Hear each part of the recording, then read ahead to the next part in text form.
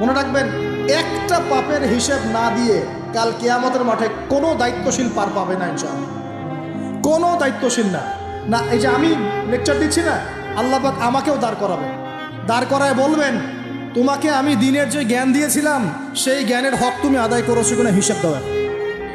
এই যে বড় বড় মুফাসসিরে কোরআন, মুফতি, মুহাদ্দিস বসাচ্ছেন, পাংখা দিয়ে বাতাস করছেন, হ্যাঁ, চা খাওয়াচ্ছেন, কফি খাওয়াচ্ছেন, এক একজনকে আল্লাহ পাক দাঁড় করাবেন, বলবেন কোরআন সুন্নাহর যে আমানত দিয়েছিলাম সে আমানতের সাথে কতটুকু তুমি হক আদায় করেছো হিসেব না দিয়ে পার পাবে না তুমি। ফাইজলামি মনে করেছেন নাকি দিনকে? ঠিক একইভাবে সমাজের, রাষ্ট্রের দায়িত্ব আল্লাহ পাক যাদেরকে দিয়েছেন এক একজন ব্যক্তিকে আল্লাহ পাক দাঁড় করাবেন, দাঁড় করা জিজ্ঞাসা করবেন কোন কোন জনগণের কোন কোন হক তুমি নষ্ট করেছো, কার কার হক দিয়েছো, কার কার দেও নাই, সবার সামনে হিসাব দাও, তারপর জন্ম দেবে। এত সহজ না, এত সহজ না। দুনিয়ার জীবনের প্রতিটা কাজের হিসাব আল্লাহর কাছে দিতে হবেই হবে, এটা গ্যারান্টি। এই প্রতিটা মেয়েকে আল্লাহ জিজ্ঞাসা করবেন, তোমাকে পর্দার বিধান দিয়েছিলাম, কেন পর্দা করো? প্রত্যেক মুসলিমকে আল্লাহ জিজ্ঞাসা করবেন, 5 ওয়াক্ত নামাজ ফরজ করেছিলাম, নামাজ পড়ো নাই কেন, ঠিক মতো পড়েছো কিনা?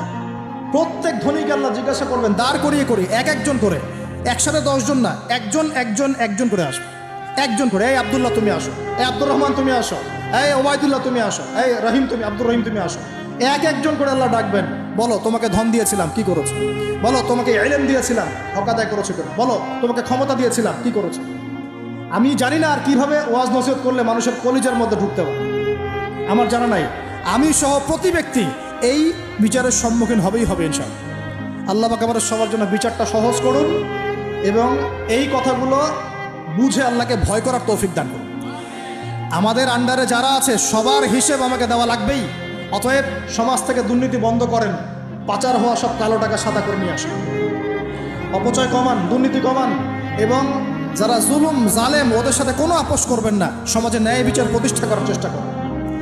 জালেম যদি আপনার নিজের স্ত্রী হয়, নিজের সন্তান হয়, তাকেও শাস্তি দেওয়ার ব্যাপারে যাররা পরিমাণ মায়া দেওয়া প্রদর্শন করবেন না। এটা হবে ওমরের শাসন ইনশাআল্লাহ। ওমর রাদিয়াল্লাহু আনহু ছেলে অন্যায় করেছিল না, সবার সামনে পিটিয়ে ওমর রাদিয়াল্লাহু আনহুর হাতেই তার মৃত্যু হয়ে গেছে। আল্লাহ আর কি বলবো, আর কি বলার বাকি আছে? আল্লাহর রাসূল সাল্লাল্লাহু আলাইহি ওয়াসাল্লাম বলছেন, হে ফাতিমা, আমার মেয়ে ফাতিমাও যদি চুরি করতো, আমার মেয়ে ফাতিমার হাতটা কেটে ফেলে দিতাম একেবারে। কে বলছে এটা?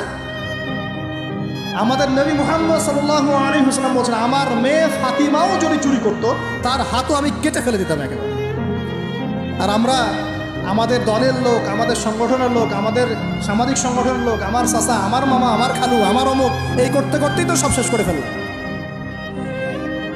একটা সাইন করে দিলাম, যাও ওখানে যাও, তোমার জব হয়ে যাবে,